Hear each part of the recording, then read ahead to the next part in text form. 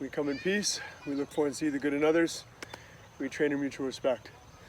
Aloha and malama pono, everyone, and welcome to this day of a short lesson on the straight blast. Now, for those of you familiar, you know the straight blast is a core fundamental skill in Jeet Kune. The core concept involves understanding and owning the centerline. So if Sifu Nate and I are facing you in Baizhong, our body is going to basically be a human chainsaw. And so what you want to understand when we're doing this, and to help you see it better,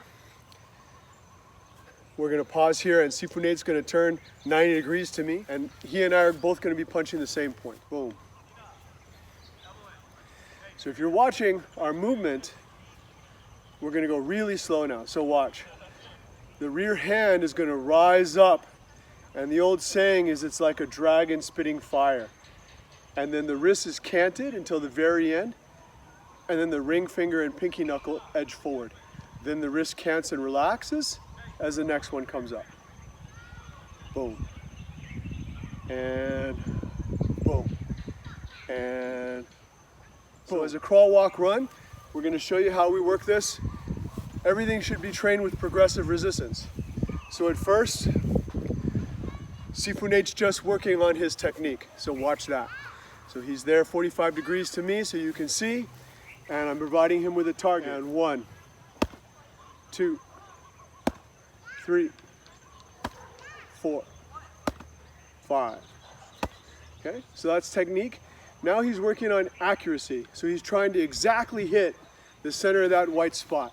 1, 2, 3, 4, 5.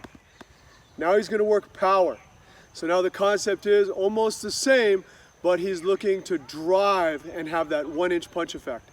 So in order for you to feel this sensation, he's going to move a lot closer to you, and he's going to slightly drive me back. So he's going to be on a 45 degree here, and I'm going to be using both pads. And 1, 2, 3, 4, 5. Good.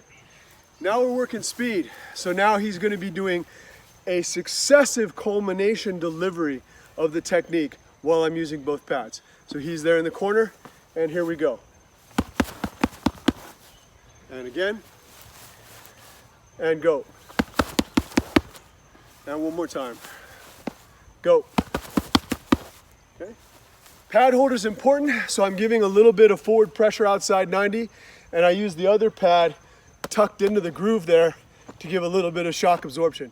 To help you see this from another angle, I'm going to hold the pads on this side while Sifu Nate gives you a few more tips. All right, another thing we want to work on is making sure we also stay center line and don't twist too much right now. A lot of people will have a tendency to turn their waist because they're thinking about like a boxing style punch.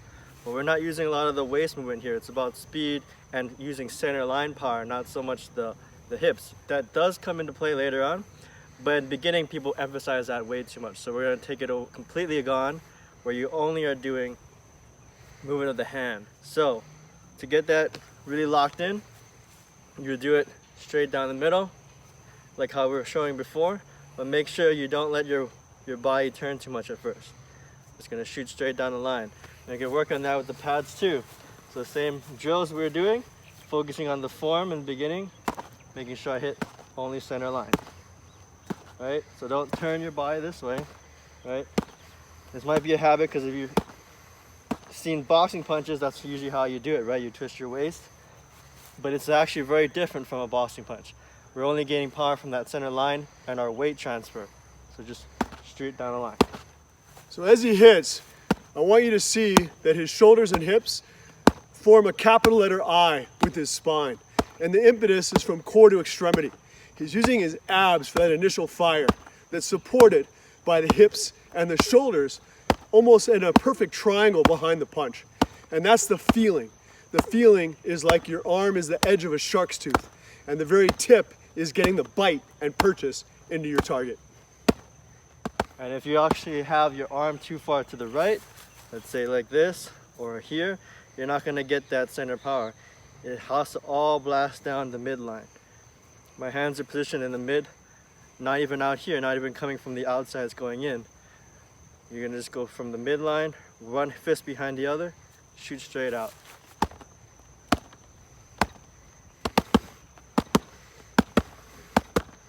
When you want to add speed to this, you can also start by doing 2. So maybe you've got 1 down really well. You can start doing 1, 2. 1, 2, 1, 2. Then you'd switch it. Instead of having it on the left hand, you would switch it to the other side. Now, I'm going to end with the right hand. Then when you do 3s, that's obviously you're going to have 3 hits, then you would switch.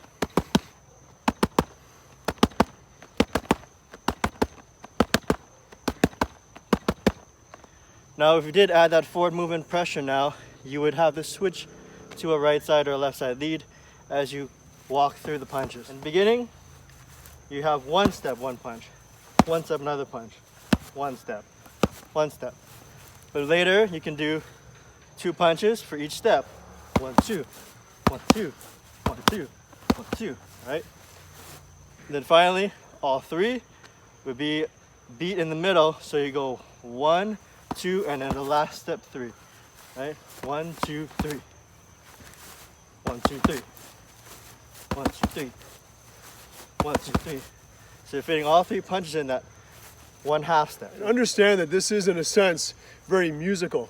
You want to get an understanding of how your body executes timing and rhythm.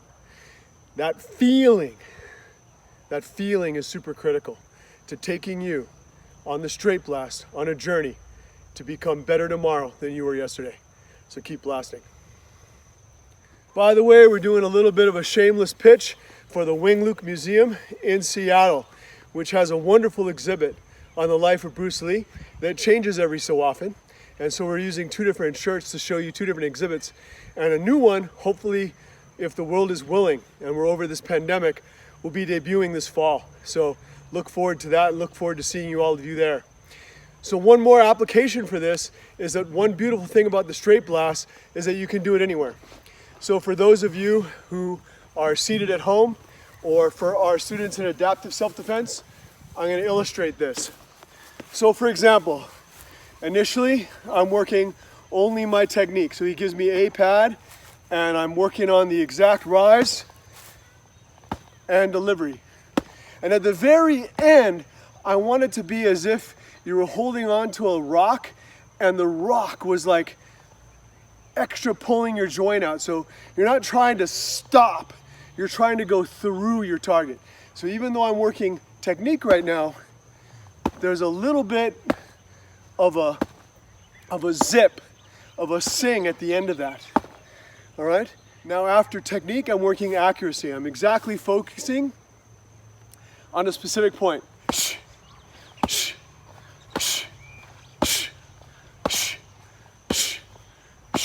Then I'm working the power. So he'll give me a little bit of compression. And since I'm in the chair, right, he has to give me a little bit of compression. So this is also good self-defense. You're in a chair, you can't move, your opponent's moving to you, you're gonna take advantage of their energy by summation of force. If a car hits a wall at 45 miles per hour, that's a 45 mile per hour impact. But if 2 cars strike each other at 45, summation of force dictates that that's a 90 mile per hour crash. So I want my blast going forward as the person who comes into you to attack you puts their momentum into you. So that will look like this.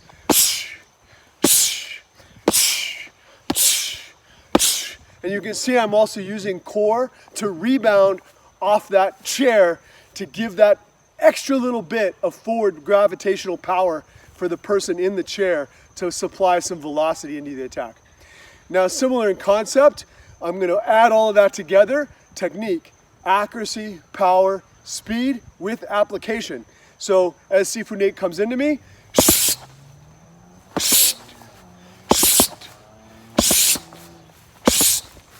sometimes he's there a longer amount of time, I give him more shots. Sometimes he backs away sooner, I give him less. Your opponent's dictating what happens to them. But either way, what we're doing, whether we're in a chair or whether we're standing, is intercepting using the core fundamental technique of the straight blast. All right? So practice that at home. You can practice this from a chair or standing. And until we see you next time, keep blasting. We come in peace. We look for and see the good in others. We train in mutual respect. Aloha.